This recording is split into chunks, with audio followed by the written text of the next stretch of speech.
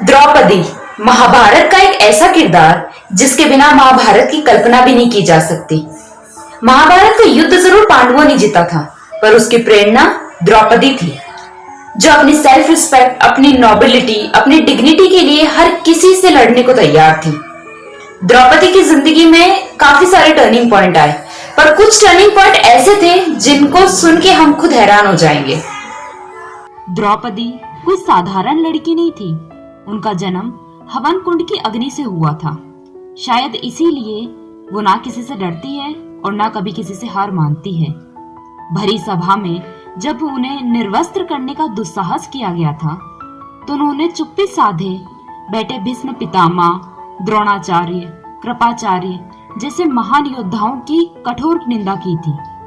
कहने को तो द्रौपदी शादीशुदा थी, पर उन्हें आजीवन कुंवारी रहने का वरदान प्राप्त था और इसी कारण वो सभी पतियों के साथ एक जैसा व्यवहार कर पाती थी। जब द्रौपदी के सामने पांडवों ने विवाह का प्रस्ताव रखा था, तो उन्होंने एक अनोखी शर्त रखी। उन्होंने सीधे तौर पे कह दिया था कि वो अपने घरेलू जीवन की वस्तुएं कभी किसी और महिला से नहीं बांटेंगी, और पांडवों को उनकी बात माननी पड़ी। विवाह के बाद सभी पांडवों में यह आपसी सहमति बनी थी कि एक समय में द्रौपदी के साथ एक पांडव ही वक्त बिता सकता है। जब भी कोई दूसरा पांडव अपनी पत्नी के साथ होता था, तो वो संकेत के तौर पे अपनी चरण पादुका कक्ष के बाहर रख जाता था। लेकिन एक दिन जब युधिष्ठिर द्रौपदी के साथ कक्ष में थे, तब एक कुत्ता युधिष्ठिर के जूते उठाकर ले गया।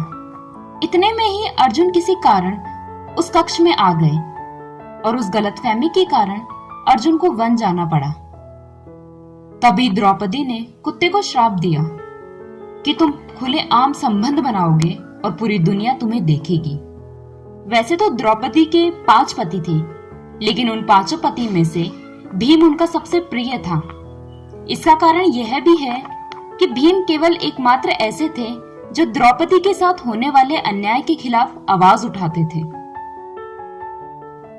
चीरहरण के समय जब सभी पांडव मौन थे, भीम केवल एकमात्र ऐसे थे जिन्होंने उनके साथ होने वाले अन्याय का विरोध किया। दुशासन वध के लिए भी प्रतिज्ञा भीम ने ली थी और द्रौपदी के प्रण को पूरा भी भीम ने ही किया था।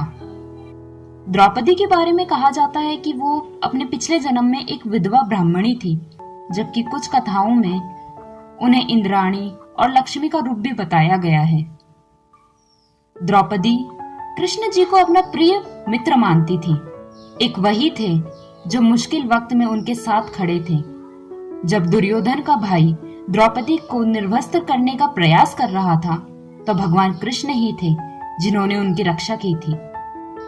उनके अंतिम समय में जब 5 पांडव और द्रौपदी स्वर्ग जा रहे थे, तो द्रौपदी का पैर फिसल गया और वो खाई में गिरने लगी। भीम ने उनका हाथ पकड़ा, उन्हें बचाने की कोशिश करी और उन्होंने अपने अंतिम समय में ये भी कहा कि अगर मैं अगले जन्म में स्त्री बनी तो मैं तुम्हारी ही पत्नी बनना चाहूंगी। द्रौपदी एक ऐसा आइडल कैरेक्टर जिससे हिंदुस्तान की हर औरत ने कुछ ना कुछ सीखा है और अपनी जिंदगी में अपनाया है। डोंट सफर इन साइलेंस, चुप्पी कभी ना साधें, क्योंकि चुप रहना हमेशा अन्याय को बढ़ावा देना होता है। आपका दिल और दिमाग क्या कहता है, पहले उसकी सुने, उसके बाद लोगों की। चीरहरण इंसिडेंट एक प्रूफ है, अगर आप और आपके इंटेंशन सही हैं, तो आपको जस्टिस जरूर मिलेगा। सब्र रखने से एक पावरफुल एम्पायर को भी मिटाया जा सकता है। Choose a man who protects you. उस इंसान को अपनी जिंदगी में चुने जो आपको प्रोटेक्ट करे, ना कि जो आपसे ये कहे कि वो आपसे प्यार करता है। जिस पे आप सबसे ज्यादा भरोसा कर सकते हो, वो आप खुद होते हो। अपनी जुबान को सही जगह और सही तरीके से इस्तेमाल करें। हमेशा इस चीज का ध्यान रखिए कि आपको आपकी जिंदगी में क्या चाहिए।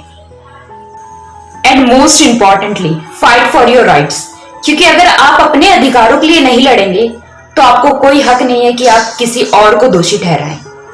द्रौपदी का कैरेक्टर हमें कुछ कुछ चीजें इतनी अच्छे तरीके से समझा गई है कि हम आज भी इसे हमारी जिंदगी में इंप्लीमेंट करने की कोशिश करते हैं। कुछ लोग कर पाते हैं और कुछ लोग नहीं कर पाते हैं।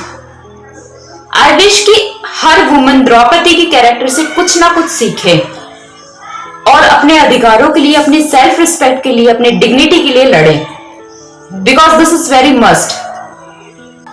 उम्मीद करती हूं आपको आज का वीडियो पसंद आया होगा। अगर पसंद आया है तो please subscribe my channel. Don't forget to like, share and comment. Thank you so much. See you with next video.